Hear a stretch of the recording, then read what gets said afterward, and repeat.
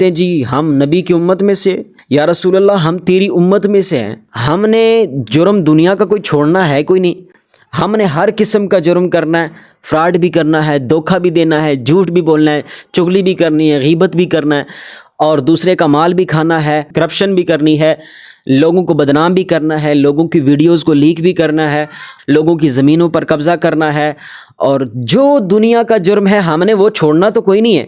یا رسول اللہ تیری امت میں سے ہیں، بخشے جائیں گے بھئی، معاف کر دیے جائیں گے۔ اب نبی سے گناہ نہیں ہوتا، لیکن وقت کا پیغمبر جو ہے وہ دن میں 70 مرتبہ استغفار کر رہا ہے۔ ایک طرف وہ لوگ ہیں جو آمین آہستہ آواز سے کہتے ہیں، وہ بھی حد کر جاتے ہیں، اونچی آواز سے آمین کہتے ہیں، وہ بھی حد کر جاتے ہیں۔ دونوں جو ہے وہ ضد بازیاں اور اپنے مسلک کو بچانے کے لیے مصروف ہیں۔ جس کے اندر ڈر کا مادہ ہی نہیں ہے، آپ اس کو بھلے کہتے رہیں کہ سود کھانے والے سے اللہ کا اعلان جنگ ہے، اس کو پرواہ ہی نہیں ہے، کیونکہ اس کے اندر ڈر ہی نہیں ہے۔ تو 500 کا روزانہ بندہ گولڈ لیف پی جائے اور اللہ کی راہ میں دیتے ہوئے بندے کو تکلیف ہو، یا اس کو پتہ ہی نہیں کہ یار میرا کوئی کریٹر ہے، میں نے اس کی عبادت کرنے ہیں، کوئی اس کی راہ میں خرچ بھی کروں، اس کو پتہ ہی نہ ہو۔ الحمدللہ وحدہ والصلاة والسلام علی من لا نبی بعدہ، اما بعد فإن شر الامور محدثاتها وكل محدثة بدعة وكل بدعة ضلالة او كما قال عليه التحیۃ والسلام۔ سامعین اکرام، آپ سے میں نے کہا تھا کہ قرآن کا جو ترجمہ ہے وہ شروع کیا ہے اور باقاعدگی سے اس کا تسلسل ہوگا۔ ہر اتوار کو جو ہے ترجمہ اپلوڈ کر دیا جائے گا، آپ کے حوالے کر دیا جائے گا، لیکن پچھلے ہفتے بھی اور اس ہفتے بھی لیٹ ہو گیا، اس کی میں معذرت چاہتا ہوں، کیونکہ طبیعت جو ہے ناساز تھی، اور اب اللہ کے فضل سے اللہ نے شفا عطا فرمائی ہے، وہ بہترین شفا دینے والا ہے، تو اس لیے آج جو ہے دوبارہ حاضر ہوا ہوں۔ شروع کرتے ہیں سورۃ الفاتحہ سے۔ پہلی 4 آیتیں مکمل ہو گئی تھی، اس کا ترجمہ بھی ہو گیا تھا اور ضروری باتیں بھی ہو گئی تھیں۔ اب سورۃ الفاتحہ کی جو آیت نمبر 5 ہے، اہدنا الصراط المستقیم، کہ بندہ جب سورہ فاتحہ پڑھتا ہے، نماز میں پڑھتا ہے یا ویسے بھی پڑھتا ہے، تو وہ کہتا ہے اہدنا الصراط المستقیم، مولا مجھے سیدھا رستہ دکھا، سیدھا رستے پر مجھے چلا، سیدھے رستے کے اوپر مجھے ثابت قدم رکھ، اس پر مجھے ہمیشگی عطا فرما، استقامت عطا فرما۔ یہ بندہ نماز میں دعا کر رہا ہوتا ہے اللہ سے۔ تو یہ ہے اس کا ترجمہ، صراط الذین انعمت علیہم غیر المغضوب علیہم ولا الضالین۔ سوال پیدا ہوتا تھا کہ سیدھا رستہ ہے کون سا؟ تو یہاں ہمیں کسی عالم سے پوچھنے کی ضرورت نہیں ہے، ٹھیک ہے؟ یہاں کسی اور کتاب کی طرف حاجت نہیں ہے ہمیں جانے کی یہاں پہ۔ کیوں؟ کیونکہ اللہ خود ہی اس آیت کی تفسیر اور وضاحت اور تفصیل جو ہے ہمیں خود ہی بتاتا ہے، ٹھیک ہے؟ فرماتا ہے صراط الذین انعمت علیہم، سیدھا رستہ وہ رستہ ہے کہ جس کے اوپر مولا تو نے انعام فرمایا، ٹھیک ہے؟ صراط الذین انعمت علیہم، اللہ خود فرماتا ہے، ٹھیک ہے؟ تو بندہ اللہ کو کہہ رہا ہے کہ جس رستے پر جن لوگوں کے اوپر مولا تو نے انعام کیا نا، احسان کیا ہے، ظاہر سی بات ہے احسان ان لوگوں پر کیا جاتا ہے جو سیدھے رستے پر چلتے ہوں، تو جن کے اوپر احسان کیا ہے مولا، ان کے رستے کے اوپر ہمیں چلا۔ اب یہاں پھر سوال پیدا ہوتا ہے کہ اللہ تعالیٰ نے احسان کن کے اوپر کیا ہے، انعام کن کے اوپر کیا ہے؟ تو اس کی وضاحت بھی خود اللہ تعالیٰ فرماتا ہے، وہ ہے سورۃ النساء کے اندر اللہ تعالیٰ فرماتا ہے انعم اللہ علیہم من النبیین والصدیقین والشہداء والصالحین، کہ سچے لوگ جن پر اللہ تعالیٰ انعام کرتا ہے وہ کون سے ہیں؟ فرمایا وقت کا جو پیغمبر ہوتا ہے وہ اس پر اللہ تعالیٰ انعام کرتا ہے، اور والصدیقین، اور جو سچے لوگ ہوتے ہیں اللہ ان کے اوپر بھی جو انعام کرتا ہے۔ دیکھیں ایک ہوتا صادق، صاد الف صاد دال قاف، صادق، صادق بولتے ہیں سچے کو، ٹھیک ہے؟ لیکن صدیق جو ہے نا، صدیق اس کے لیے بولتے ہیں جو بہت زیادہ سچ بولنے والا بھی ہو اور ہمیشگی کے ساتھ سچ بولنے والا ہو، اس کو کہتے ہیں صدیق۔ تو سچے جو لوگ ہیں نا، ان کا جو رستہ ہے، ٹھیک ہے، سچ کی وجہ سے، وہ ہے صراط مستقیم، وہ ہے وہ رستہ جس کے اوپر اللہ نے انعام کیا۔ یہ 2 قسم کے لوگ، وقت کا پیغمبر، سچے لوگ، اور تیسرے نمبر پہ فرمایا من النبیین والصدیقین والشہداء، جو شہید ہوتے ہیں، جنہوں نے اللہ کی راہ میں اپنی جان کو قربان کیا، ٹھیک ہے، ان کا جو رستہ ہے وہ بھی وہ رستہ ہے جن کے اوپر اللہ نے انعام کیا، ٹھیک ہے۔ والشہداء من النبیین والصدیقین والشہداء والصالحین، اور صالحین جو ہیں، جو نیک لوگ ہیں، ان کا رستہ جو ہے وہ بھی انعام یافتہ لوگوں کا رستہ ہے اور سچے لوگوں کا رستہ ہے۔ اب یہاں پہ یہ ترجمہ تھا اس کا، ہو گیا، لیکن ظاہر سی بات ہے کچھ لوگوں کی عادت ہوتی ہے کہ ہر جگہ پر اس فرقہ واریت کو گھساتے ہیں، ہر جگہ پر جو ہے مسلک پرستی کو گھساتے ہیں، ہر جگہ پر شخصیت پرستی کا مادہ جو ہے وہ دکھانے کی کوشش کرتے ہیں۔ تو یہاں پہ بھی ظاہر سی بات ہے لوگوں نے تفسیریں کی ہیں، اور یہاں پہ بھی اپنا جو ان کا ہوتا ہے، جو برتن میں جو کچھ ہوتا ہے وہ اگلتے ہیں، سب کچھ سامنے لاتے ہیں۔ یہاں پہ انہوں نے کچھ لوگوں نے یہ حرکتیں کی ہیں کہ جی وہ جو نیک لوگ ہیں، وہ ہمارے مسلک کے جو لوگ ہیں نا وہ نیک لوگ ہیں، ہمارے فرقے کے جو بڑے تھے نا وہ نیک لوگ ہیں، اور جو ہمارے فرقے کے بڑے جو تھے، جو ٹارزن تھے، ان کے رستے کے اوپر چلے گا نا تو وہ جو ہیں وہ سچے لوگ ہیں، اور ہم نے ان کے پیچھے چلنا، اور یہی صراط مستقیم ہے۔ حالانکہ جن لوگوں کو یہ سمجھ رہے ہیں کہ ان کا رستہ یعنی فلاں فلاں جو ہمارے جو بڑے تھے ان کے رستے کو یہ سچا کہہ رہے ہوتے ہیں، لیکن جو دوسرے فرقے والے ہیں، دوسرے مسلک والے ہیں، وہ سمجھتے ہیں کہ یہ سب سے بڑا فراڈیا ہے، سب سے بڑا جھوٹ ہے۔ حالانکہ یہ جو لوگ ہیں یہ سمجھ رہے ہیں کہ یہ صراط مستقیم ہے، اور یہ والے لوگ ان کے فرقے کے بڑے کو جو ہے وہ ٹارگٹ کرتے ہیں کہ بھائی وہ صراط مستقیم پہ نہیں، صراط مستقیم پہ تو ہم ہیں۔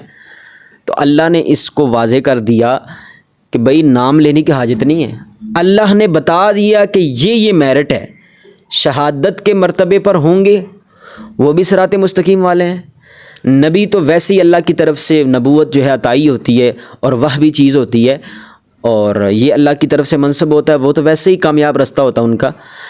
صدیقین سچے لوگ، سچا بننا پڑتا ہے، ٹھیک ہے، کسی فرقے کا بانی بن کے یا کسی مسلک کا بڑا عالم بن کے نہیں، آپ کے اندر صدیقیت کا مادہ ہے، آپ سچے لوگوں میں سے ہیں، ٹھیک ہے، تو آپ کا رستہ جو ہے ان میں سے ہے جن کے اوپر چلنا چاہیے، آپ کا رستہ صراط مستقیم والا رستہ ہے۔ شہداء، اگر آپ شہداء والے رستے پہ، آپ کے اندر شہادت کا ہے رتبہ ہے، لوگوں کو جہاد کے لیے جو ہے تیار کرتے ہیں، لوگوں کے اندر جہاد کا جذبہ پیدا کرتے ہیں، اور خود بھی جہاد کا جذبہ ہے، اور مسلمان جو مظلوم مارے جا رہے ہیں، ٹھیک ہے، آج کل فلسطین کا جو معاملہ ہے، ٹھیک ہے، تو اس معاملے میں اگر وہ ان چیزوں کو آن کرتا ہے، بیان کرتا ہے اور ڈرتا نہیں ہے، تو آپ کا رستہ سیدھے لڑکوں کا رستہ ہے۔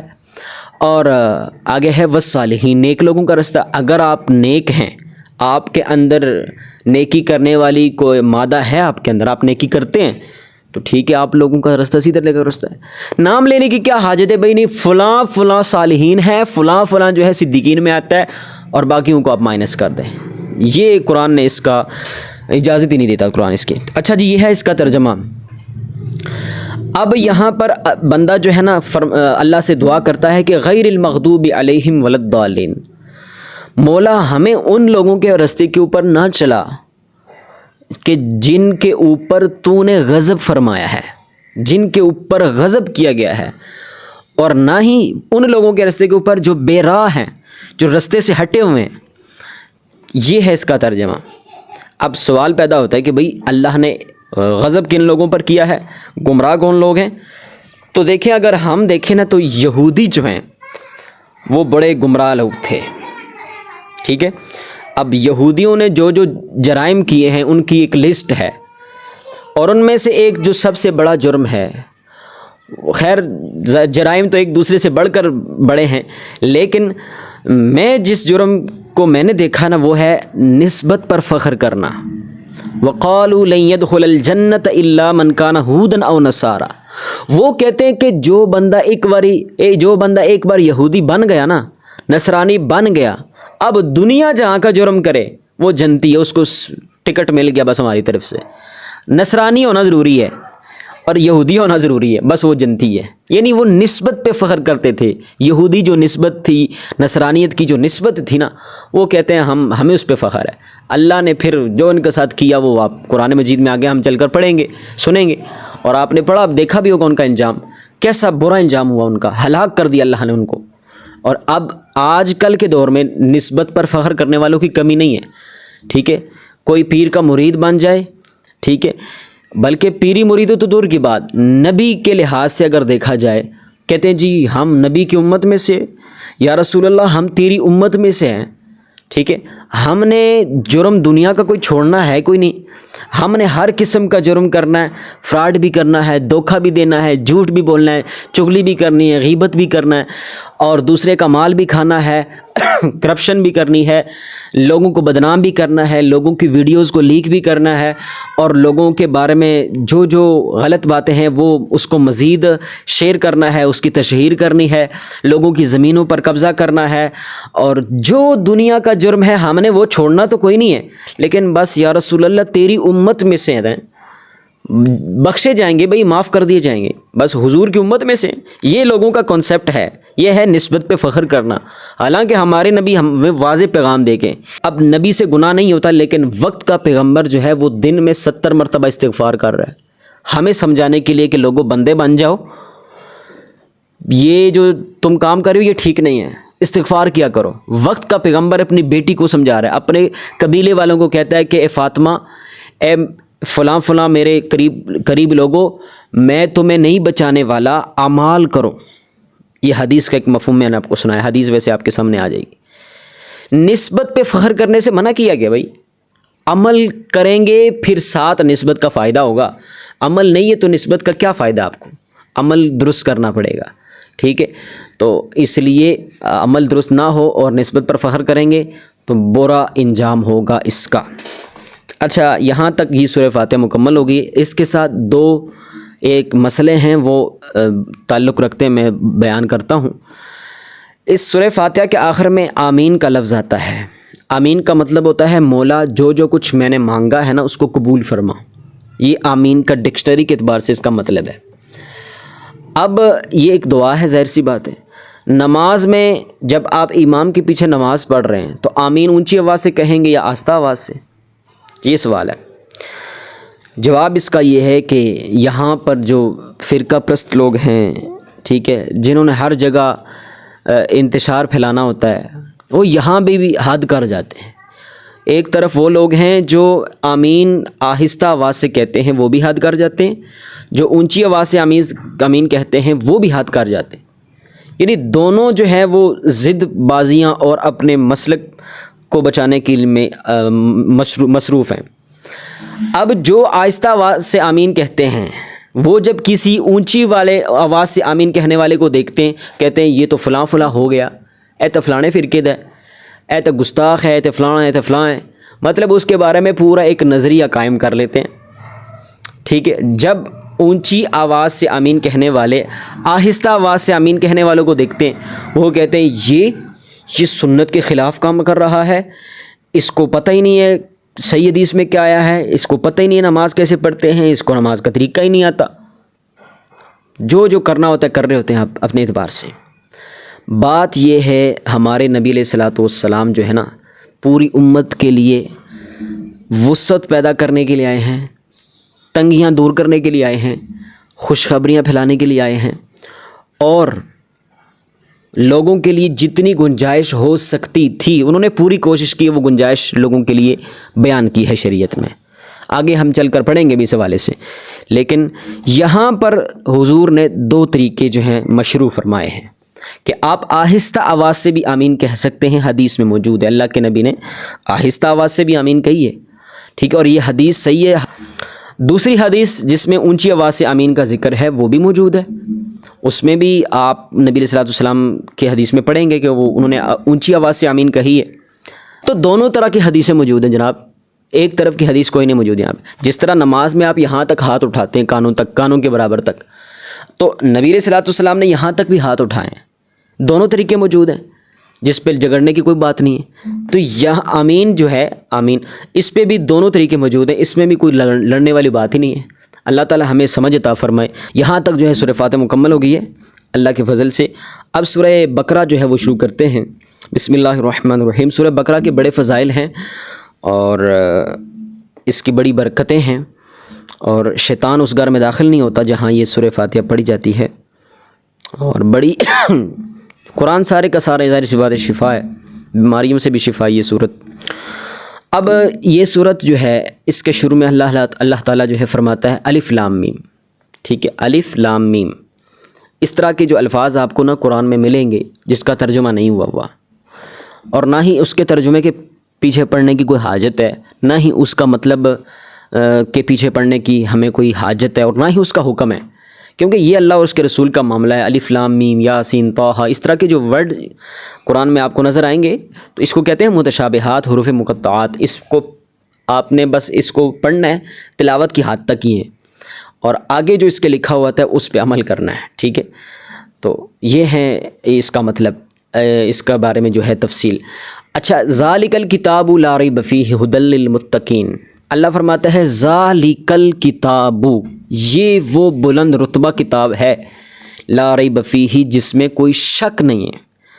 اللہ نے شروع میں ہمیں بتا دیا کہ اس قرآن میں کسی قسم کا شک شبہ نہیں ہے، اس میں کوئی مسٹیک، کسی طرح کا کوئی گنجائش ہے ہی نہیں کسی لحاظ سے بھی شک شبے کا۔ اور یہ جو ہے متقین کے لیے ہدایت ہے۔ یہاں صرف لوگ ترجمہ پڑھ دیتے بھئی متقین کے لیے ہدایت ہے اور پرہیزگاروں کے لیے ہدایت ہے، بس اتنا ترجمہ کر کے آگے نکل جاتے ہیں۔ حالانکہ متقین کہتے ہیں وہ کہ جس کے اندر ڈر کا مادہ ہو، جو ڈرنے والے ہوں، اس کو کہتے ہیں متقین۔ اب ذرا کھول کے دیکھیں، پرہیزگار کا بھی یہی مطلب ہوتا ہے، لیکن ذرا کھول کے اگر بیان کریں گے تو آپ صحیح مطلب تک پہنچیں گے۔ متقین کہتے ہیں جو ڈرتا ہو، جس کو صحیح بات بتائی جائے، ڈر کی بات بتائی جائے اور وہ ڈر جائے، اس کو کہتے ہیں متقی، ٹھیک ہے۔ اب جس کے اندر ڈر کا مادہ ہی نہیں ہے، آپ اس کو بھلے کہتے رہیں کہ سود کھانے والے سے اللہ کا اعلان جنگ ہے، اس کو پرواہ ہی نہیں، کیونکہ اس کے اندر ڈر ہی نہیں ہے۔ آپ جو مرضی اس کو سناتے رہیں، اس کے لیے ہدایت جو ہے نہیں اس کو مل سکتی جب تک اس کے اندر ڈر کا مادہ نہ ہو۔ تو اس لیے دعا کریں کہ اللہ تعالی ہمارے دل کو نرم کرے اور ہمارے اندر ڈر کا مادہ جو ہے سلامت رہے، ہمارا ضمیر زندہ رہے۔ تو ایک تو یہ مسئلہ ہے۔ دوسرا مسئلہ یہ ہے کہ فرمایا کہ قرآن میں ہدایت جو ہے نا متقین کے لیے، ڈرنے والوں کے لیے۔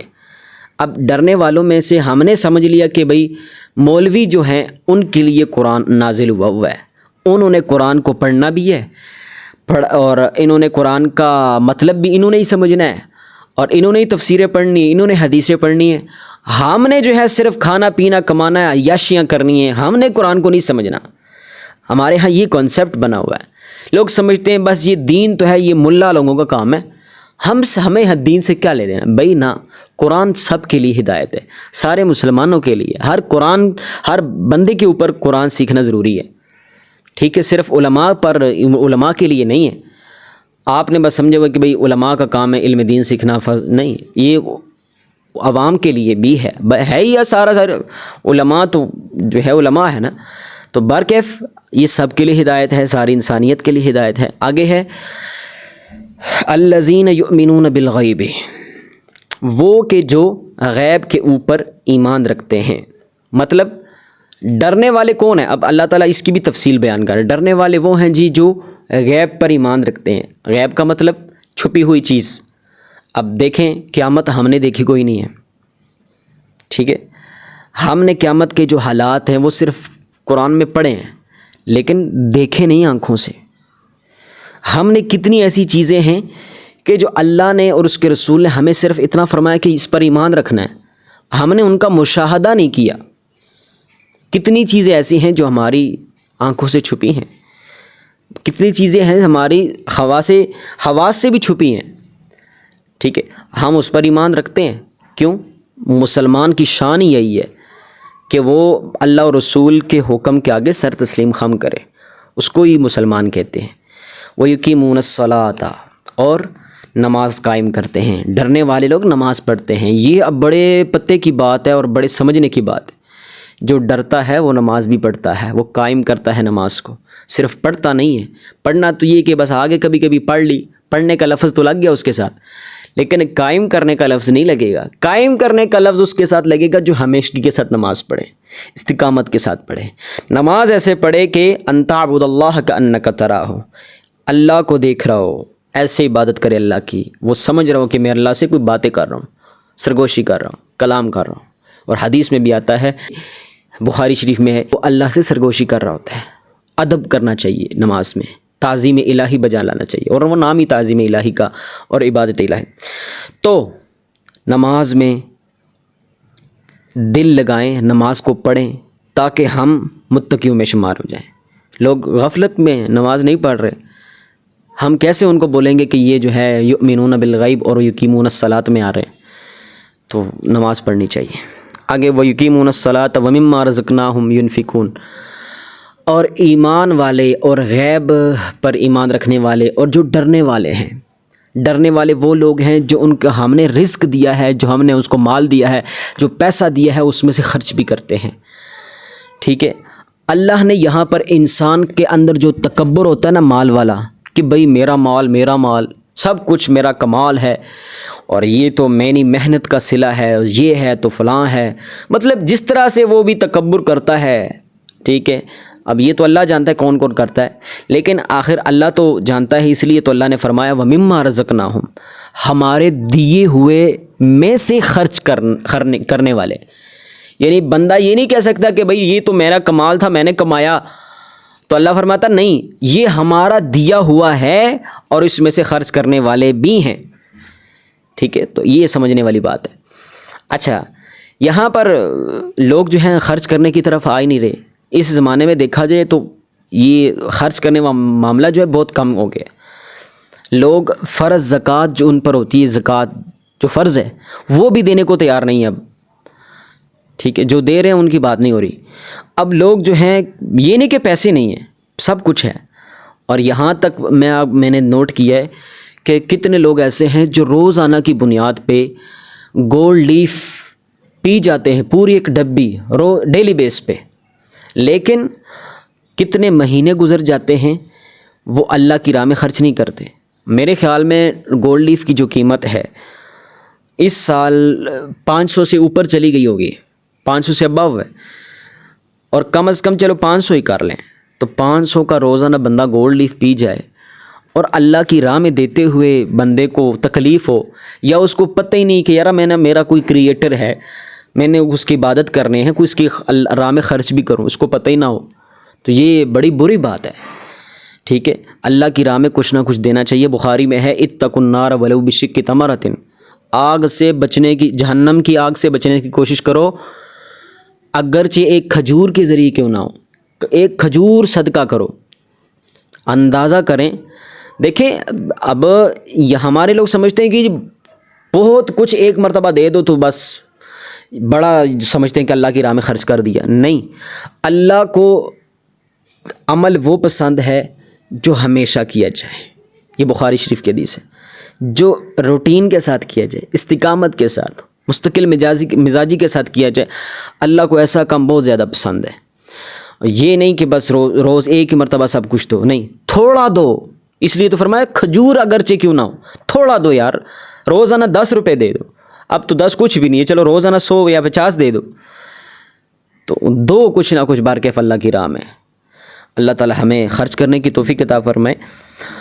والذین یؤمنون بما انزل الیک، اور وہ لوگ جو ایمان لاتے ہیں اس پر جو اے نبی آپ کی طرف نازل کیا گیا. اب آپ کی طرف نازل کیا چیزیں ہوئیں آپ کو پتہ ہے. قرآن پاک نازل ہوا، اور وہ جو نبی علیہ الصلوۃ والسلام کو وحی ہوتی تھی. ایک قرآن پاک کو کہتے ہیں وحی مطلوع. وحی 2 قسم کی ہوتی ہے. اللہ جو اپنے نبی کو وحی کرتا ہے نا، جو باتیں بیچتا ہے، وہ 2 قسم کی ہیں.